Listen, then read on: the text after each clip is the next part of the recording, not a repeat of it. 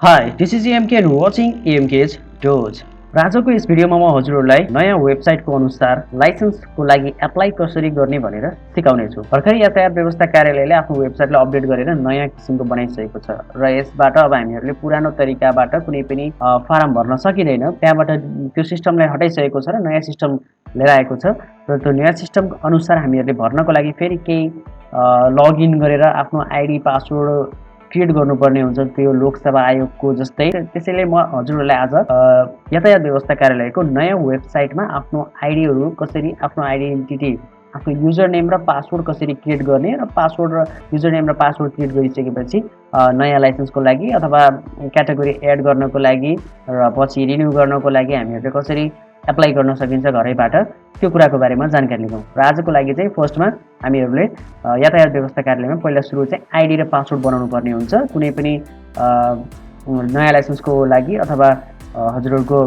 Category add गर्न अथवा नयाँ के भन्छ लाइसेन्स रिन्यू गर्नको लागि एप्लाई गर्नको लागि आफ्नो आइडी र पासवर्ड चाहिँ फर्स्टमा बनाउनु पर्ने नै हुन्छ। This is compulsory. सो म हजुरहरूलाई चाहिँ आज आइडी र पासवर्ड कसरी बनाउने यातायात व्यवस्था कार्यालयको वेबसाइटमा त्यो सिकाउन गइरहेको छु। टाइम पास नगरौँ, लेट्स बिगिन।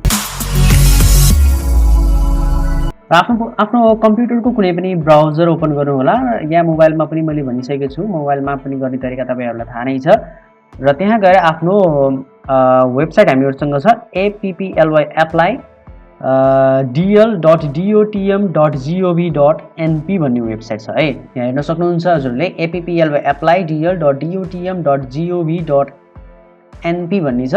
यति गरेर इन्टर हान्ने बित्तिकै हामीहरूले यो लगइन पोर्टल देख्न सकिन्छ। यहाँ चाहिँ अब हामीहरूले आफ्नो लगइन इन्फर्मेसन राखेर हामीहरूले यहाँ लगइन गर्नुपर्ने हुन्छ। आफ्नो युजर नेम मागेको छ यहाँ र आफ्नो पासवर्ड पनि मागेको छ।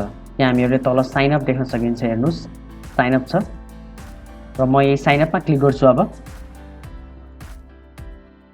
साइनअपमा क्लिक गरिसकेपछि हामीहरूलाई चाहिँ एप्लिकेन्ट रेजिस्ट्रेसन भनेर आउँछ। यो first name, middle name, last name अनि डेट अफ बर्थ, मोबाइल नम्बरहरू राख्नुपर्ने हुन्छ। फटाफट राख्नु होला आफ्नो नाम जे छ त्यही नागरिकतामा भएको नाम सर राख्नु होला, किनभने यो सरकारी वेबसाइट हो। सरकारी कामहरूमा धेरै समस्या पर्छ पछि केही बिग्रियो भने। त्यही भएर आफ्नो first name, middle name, last name आफ्नो नागरिकतामा जे छ त्यही नै राख्नु होला। आफ्नो नागरिकतालाई साइडमा राखेर यो फारम भर्दा पनि हुन्छ। सो म चाहिँ यहाँ फटाफट आफ्नो first name, middle name, last नेमहरू राखेर साइनअप गरिहाल्छु। यो एस्ट्रिक साइनहरू देख्नुभएको छ नि, यो सानसानो एस्ट्रिक साइनहरू यो तपाईँले देख्नुभयो होला सायद। यो एस्ट्रिक साइनहरू भएको बक्स चाहिँ भर्नै पर्ने हुन्छ है। यो नभएको बक्स चाहिँ नभरे पनि हुन्छ। यो भएको बक्स चाहिँ तपाईँहरूले कम्पलसरी भर्नै पर्ने हुन्छ। सो डेट अफ बर्थ, आफ्नो डेट अफ बर्थ राखौँ होइन फटाफट। म चाहिँ मेरो साथीको भरिदिन थालिरहेको छु। र पासवर्ड राख्दा चाहिँ यहाँ हामीहरूलाई रिक्वायर्स मिनिमम 8 क्यारेक्टर्स, 8वटा क्यारेक्टरको हुनै पर्यो, 8वटा अक्षरको। अप्पर केस भनेको क्यापिटल लेटर पनि हुन पर्यो तपाईँहरूको पासवर्डमा। लोवर केस भनेको चाहिँ स्मल लेटरको पनि हुन पर्यो तपाईँको पासवर्डमा क्यारेक्टरहरू, र नम्बर पनि हुन पर्यो र एउटा सिम्बल पनि हुन पर्यो। सिम्बल भन्नाले तपाईँको अब एक्सक्लामेसन साइन हुन पायो, @ होइन, ह्यास, डलर साइन, पर्सेन्टेज साइनहरू अब जे पनि हामीहरूले राख्न सकिन्छ। जुन चाहिँ हामीहरूले किबोर्डको त्यो नम्बर किजहरूमा देख्न सकिन्छ नि सिम्बलहरू, त्यो मध्ये कुनै एउटा राख्दा हुन्छ। र सेक्युरिटी क्वेसनको लागि चाहिँ यहाँ हामीहरूलाई 4वटा क्वेसन छ। What is the name of your first school, where would you love to be during your next vacation, होइन, what will you do when you are tired, where did you born भनेको छ। यो चाहिँ हामीले आफै select गरेर राख्न सकिन्छ। What is the name of your first school मैले सेलेक्ट गरेको छु, यहाँ मैले आफ्नो फर्स्ट स्कुलको नाम राखिदिन्छु। र यति गरिसकेपछि हामीहरूलाई ओटिपीको लागि चाहिँ केही क्षणको लागि वेट गर्नुपर्ने हुन्छ। अलिकति धेरै टाइम नै लगाउँछ कहिलेकाहीँ यो ओटिपीले चाहिँ। फाइनली ओटिपी कोड आइसकेर म कन्फर्म गरिसकेको छु, कन्फर्म गरिदिन्छु। र ओटिपी कन्फर्म गरिसकेपछि हामीहरूलाई वेलकम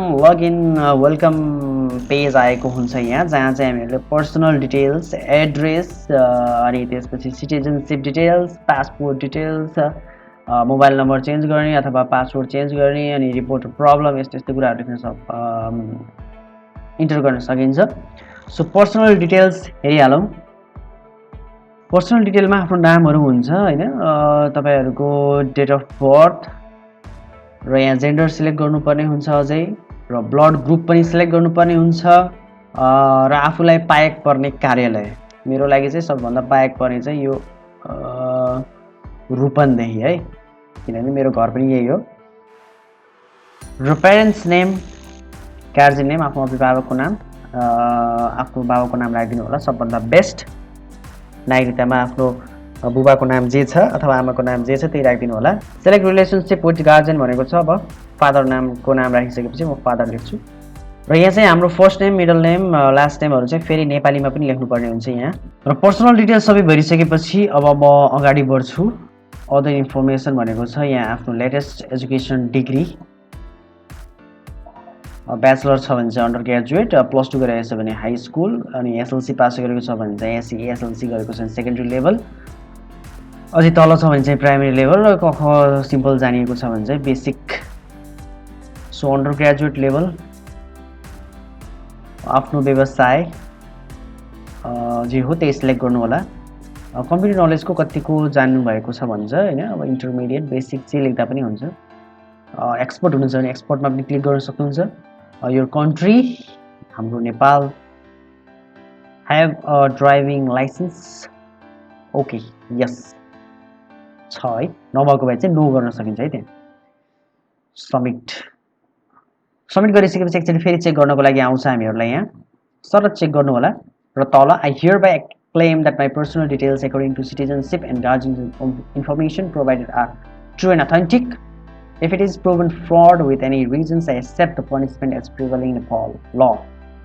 नेपालीमा पनि छ, पढ्नु होला र यसमा टिक लगाइसकेपछि सबमिट गर्दा हुन्छ।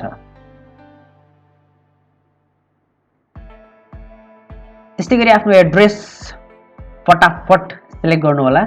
यहाँ तपाईको पर्मानेन्ट एड्रेस र तल चाहिँ टेम्परेरी एड्रेस। अब यो भर्न थालेको मैले भिडियो बनाउन थालिनँ किनभने भिडियो लामो हुन्छ, फटाफट आफै भर्नु होला। यो हजुरहरूले पनि जान्नुहुन्छ किनभने यहाँ आफ्नो ठाउँको नाम राखिसकेपछि यहाँ यता त्यही अनुसार ठाउँको तपाईहरूको नजिकको ठाउँको नाम देखाउँछ। एड्रेस डिटेल राखिसकेपछि पनि फेरि सबमिट गर्नको लागि एकचोटि फेरि कन्फर्मेसनको लागि सर आफ्नो डिटेल्सहरू देखाउँछ। यहाँ मैले ब्लर गरेको छु, तपाईहरूले पनि आफ्नो हेर्न सक्नुहुन्छ। र यति गरिसकेपछि फेरि सबमिट गर्न सकिन्छ हामीहरूले। अब चाहिँ यहाँ नागरिकताको नम्बरहरू राख्नुपर्ने हुन्छ, आफ्नो नागरिकताको नम्बर अनि आफ्नो नागरिकताको किसिम, तपाईँको वंशज हो कि जन्म हो कि अङ्गीकृत हो कि मानार्थ हो होइन, अब त्यही अनुसार राख्नु होला। त्यसको वंशज हुन्छ। So issue date, issue district भनेको छ आफ्नो कुन जिल्लाबाट नागरिकता बनेको हो र कति गते जारी छ त्यो इस्यु डेट, जारी मिति नागरिकताको पछाडि लेखेको हुन्छ। सो नागरिकताको फोटो क्लिक गरेर अगाडि पछाडिको फोटो राख्नु होला है। यो फोटो चाहिँ 1 MB भन्दा तलको हुनुपर्छ। कुनै पनि अनलाइन साइटहरू पाइन्छ तपाईँको, अनलाइनमै कुनै पनि ब्राउजरमा गएर डिक्रिज इमेज साइज भनेर लेखेपछि त्यहाँ आफ्नो फोटो अपलोड गरेर, किनभने मोबाइलले खिचेको फोटो त अलि धेरै 1 MB भन्दा धेरैको हुन्छ। सो त्यहाँ गएर आफ्नो फोटोलाई क्लिक गरेर त्यहाँ आफ्नो फोटोको साइज घटाउनु होला, 1 MB भन्दा तल गराउनु होला है, किनभने 1 MB मात्रै भनेको छ यहाँ।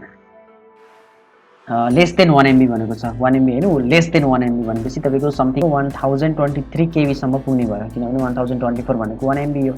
र नागरिकताको डिटेल्स भरिसकेपछि फेरि यो तपाईँहरूको 3 पुस्ते विवरण भनेर आउँछ। यो नागरिकतामा भएको ठेगानाहरू होइन, सबै तपाईँको नागरिकतामा प्रोभिन्सियल प्रदेश बनिसकेपछिको ठेगाना छ कि तपाईँको प्रदेश बन्नुभन्दा अगाडि जोनलवाला ठेगाना छ। जस्तै मैले भर्नेवाला ठाउँमा चाहिँ अहिले जोनलवाला भर्नुपर्ने हुन्छ, किनभने मेरोमा पुरानो ठाउँहरूको नाम छ नि त। सो म चाहिँ जोनलमा क्लिक गरेर अब यहाँबाट भर्दैछु र यहाँ 3 पुस्ते विवरण भनेको छु, यो पनि सरर भर्नु होला आफै। फाइनल्ली हामीहरूले आफ्नो personal details, address, citizenship details र पासपोर्ट डिटेल्स यदि छ भनेर राख्दा पनि हुन्छ। र लाइसेन्स डिटेल्स, हजुरसँग लाइसेन्स पहिले नै छ र पछि क्याटेगोरी एड गर्न चाहनुहुन्छ भने चाहिँ आफ्नो लाइसेन्स डिटेल्स पनि दिनु होला। र एउटा मेन कुरा मैले हजुरलाई सुरुमा भन्न भुलेँ, र तपाईँहरूले चाहिँ यो हामीहरूले लगइन गर्ने बित्तिकै हामीहरूलाई यो welcome to online driving licence system भनेर हजुरहरूलाई युजर नेम दिएको हुन्छ। Your user name is something something भनेर दिएको हुन्छ। Keep it safe for future login भनेको हुन्छ। त्यो आफ्नो युजर नेम चाहिँ एकदम सेफ राख्नु होला है। 16 डिजिटको युजर नेम हुन्छ, त्यो 16 डिजिटको युजर नेमलाई चाहिँ एकदम सेफ राख्नु होला, किनभने पछि फ्युचर लगइनको लागि चाहिन्छ। र भिडियो अलिकति लामो भइसकेको छ। हामीहरूले आज यातायात व्यवस्था विभागको वेबसाइटमा आफ्नो युजर नेम र पासवर्ड कसरी क्रिएट गर्ने भनेर सिकिसकेका छौँ र नेक्स्ट भिडियोमा म हजुरलाई यसैबाट नयाँ लाइसेन्सको लागि आवेदन कसरी दिने र क्याटेगोरी एड कसरी गर्ने र पछि लाइसेन्स रिन्युको लागि कसरी एप्लाई गर्ने भनेर म हजुरलाई सिकाउँदै जानेछु र यो सिस्टममा पनि सायद नयाँ नयाँ अपडेट आउँदै गर्ला, त्यसको बारेमा पनि म हजुरलाई सिकाउँदै जानेछु। So till then stay safe, take care, don't forget to subscribe. Thank you.